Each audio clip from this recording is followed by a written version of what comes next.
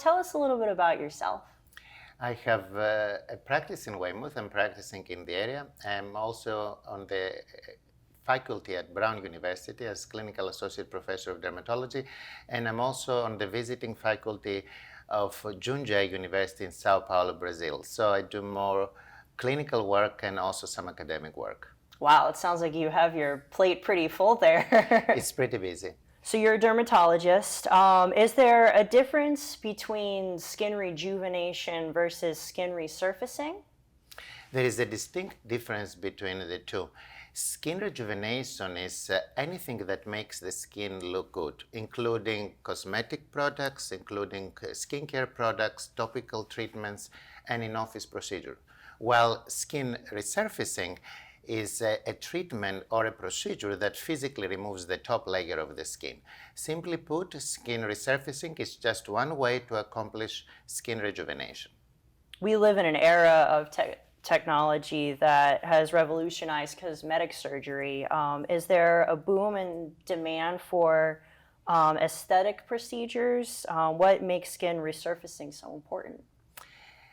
Skin resurfacing is very important because there is an increasing percentage of the population, including baby boomers with photodamaged skin and fair complexion, that wish to maintain healthy skin and an improved appearance. There are more mature patients than before that are seeking skin rejuvenation and skin resurfacing to maintain healthy skin and to reverse signs of skin aging. What should a patient expect in a consultation about resurfacing? The goals of the patient and likely outcomes of procedures are reviewed to establish realistic expectations. The physician needs to review the overall health status of the patient, including medical and surgical history, drug allergies, current medications, and cosmetic procedures. It is also important for the physician to evaluate how the patient healed after previous cosmetic procedures, because this shows the healing capacity of the patient, if the patient has healing capacity. During a consultation, the physician will examine the skin carefully. Sometimes we use an ultraviolet device to examine the photoaging more in detail, and also they will take photographs, before photographs. Preparation for the procedure and aftercare are discussed during a consultation to ensure that the aftercare fits with the anticipated recovery plan.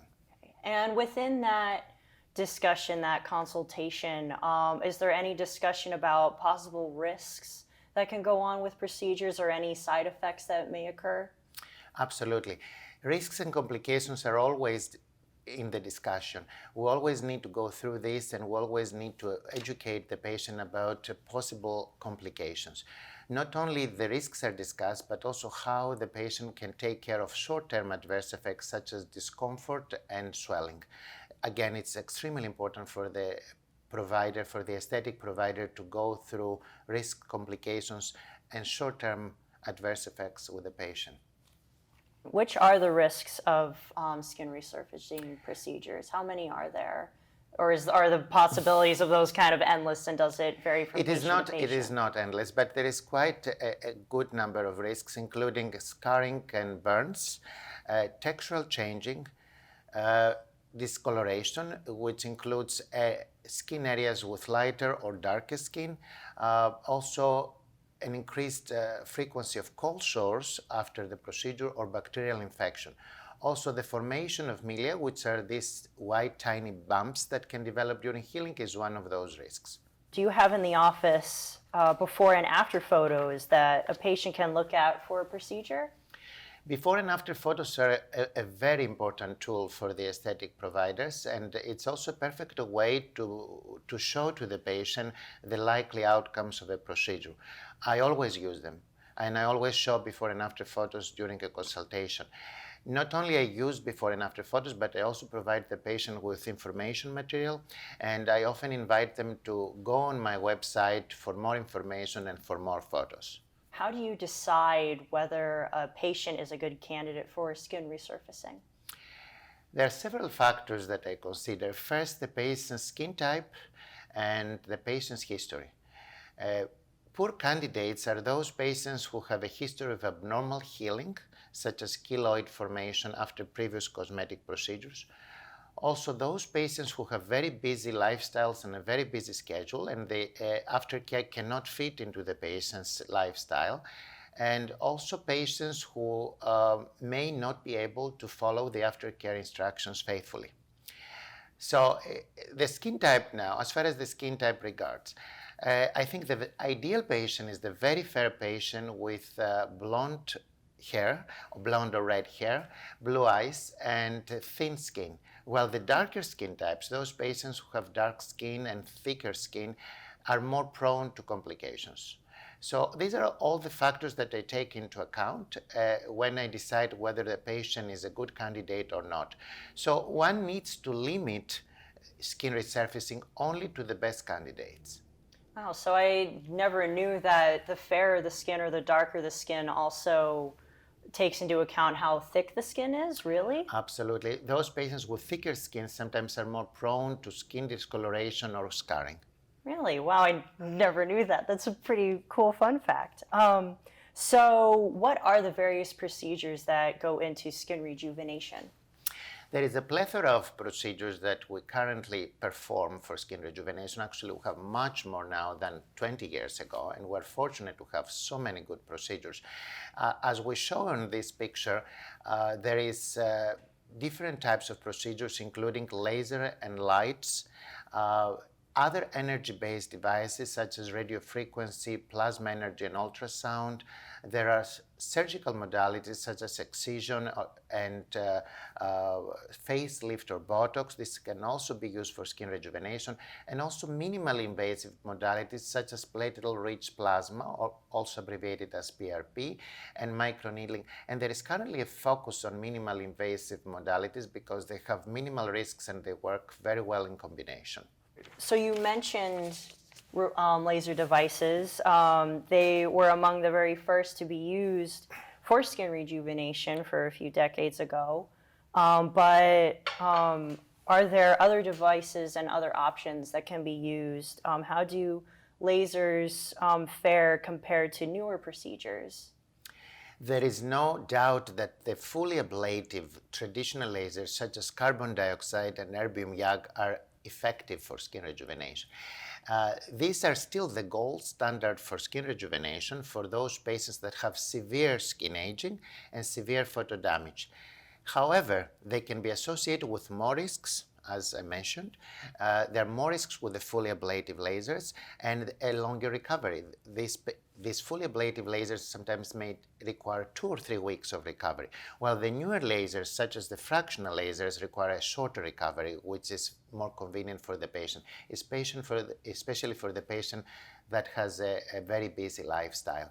So now we have moved into an era of less invasive lasers, and for those patients that have fair skin and they have only mild to moderate skin aging or mild to moderate photo damage, less invasive lasers such as fractional lasers and radiofrequency may be preferred. And these are very safe modalities that give a very good outcome in most cases. As we can see in this picture, we have a very good improvement of the acne scars of the patient, of the skin tone, and a good amount of tightening with only 2 sessions of erbium YAG fractional ablative laser. This is a very impressive result, and it makes a huge difference for the patient. You mentioned fractional lasers. Why are those becoming popular? So fractional lasers are not fully ablative. This technology treats only fractions of the skin by creating columns of thermal injury, and this results in denaturation of the epidermis and dermis, or only the dermis. When both epidermis and dermis are denatured, the laser is called ablative. When only the dermis is targeted, it's a non-ablative fractional. These lasers are safe, and because there is intervening areas of normal skin, untouched normal skin, there is the untouched normal skin starts a process of tissue repair that results in faster healing. So it's important that we have these intervening areas of normal skin because that enhances the healing. And compared to the fully ablative lasers, this faster healing makes them also safer. So we've been talking about lasers for a while now. Let's shift gears a little bit, and can you give a few words on radiofrequency treatments? Radiofrequency is a new modality that utilizes electric energy to produce thermal injury. And this thermal injury creates microscopic injuries in the skin, and these microscopic injuries result in production of collagen and skin tightening. It is a very safe procedure. It can be as effective as fractional lasers, and it can also be utilized in patients who have dark skin. It is very, very effective for resurfacing, for skin tightening, and it's also easy to combine it with other procedures. What about chemical peels? When do you choose a superficial and deep peel? Chemical peels is a traditional way of resurfacing that is still used, and it can be very effective, especially for middle and mild photo damage or skin aging. Superficial and medium depth peels utilize mild acids such as glycolic acid to remove the uppermost layers of the skin. Typically, a number of 4 to 6 sessions are needed for best results, and these peels can improve fine lines, textural irregularities, and other signs of aging.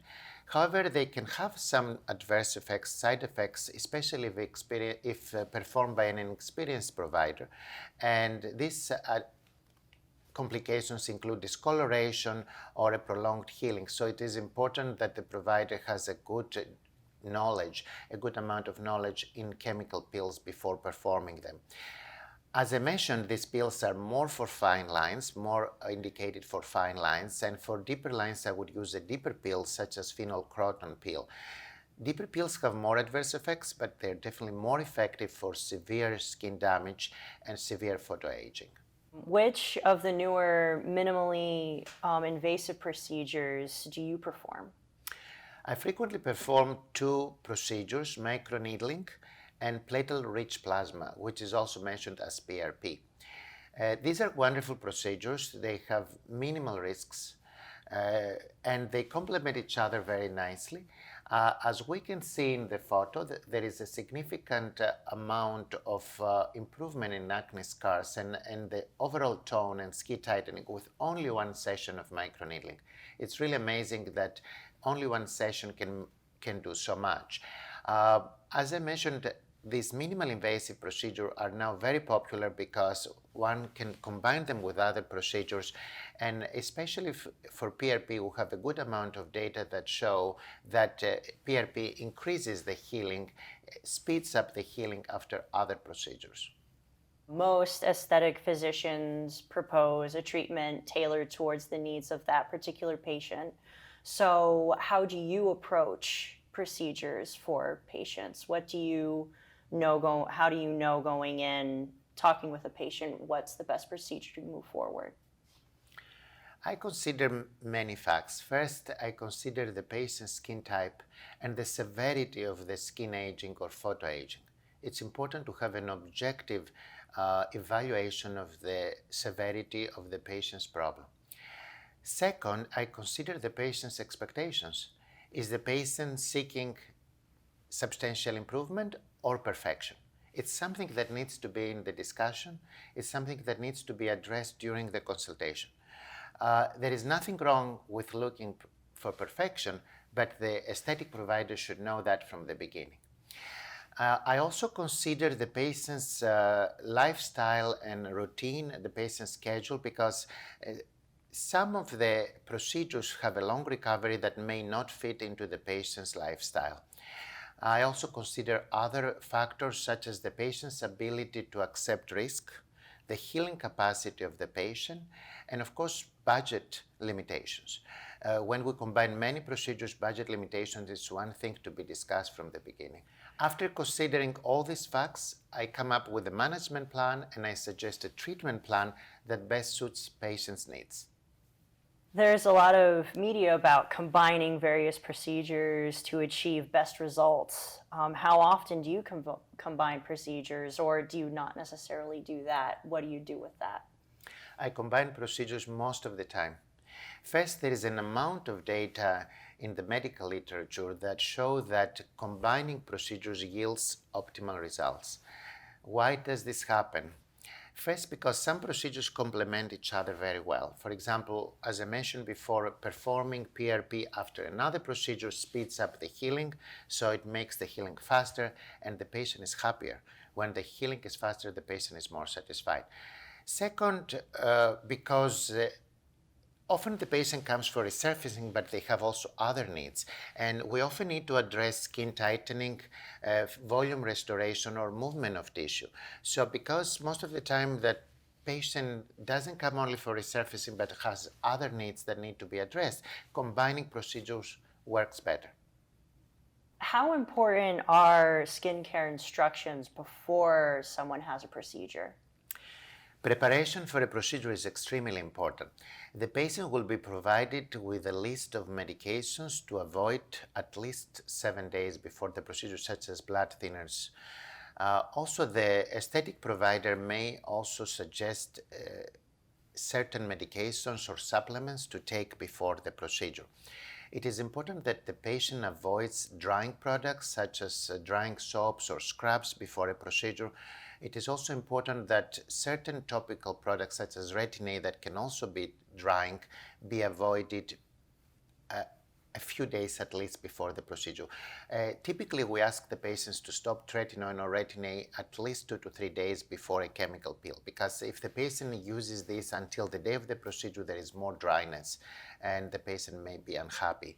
Other important instructions are the sun avoidance and use of a broad spectrum sunscreen with SPF 50 or greater. Sunscreens are extremely important. Many of the newer sunscreens have antioxidants that provide also protection for infrared and visible light, so the appropriate sunscreen is an important part of the preparation for the procedure.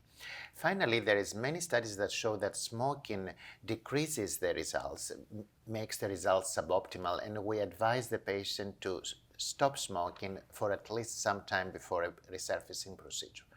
And finally, how important is the aftercare? So before the procedure, there seems to be a lot that someone needs to take care of. So what has to be done afterwards? The aftercare is very important during the stages of recovery and healing. The results are better and long-lasting when the aftercare instructions are followed up by the patient faithfully. The patient also needs to know how to treat short-term side effects such as swelling and discomfort. Sun protection and use of a sunscreen is very important part of the aftercare instructions. The patient needs to know how to wash and hydrate the skin, and irritating products should be avoided. Most of the providers suggest specific products for the aftercare. Dr. Kroumpouzos, it's been such a pleasure having you on here. Learning all this information has been an eye-opener for sure. Is there anything that you look forward to on the next segment of Skin Tips? There's so many interesting topics, but I think I would like to talk about acne scars. It's a very, very common problem, and dermatologists have made significant contributions to acne scar management. Okay, well, we definitely look forward to that conversation next time. Thank you again so much for being here today. My pleasure. Thank you for having me.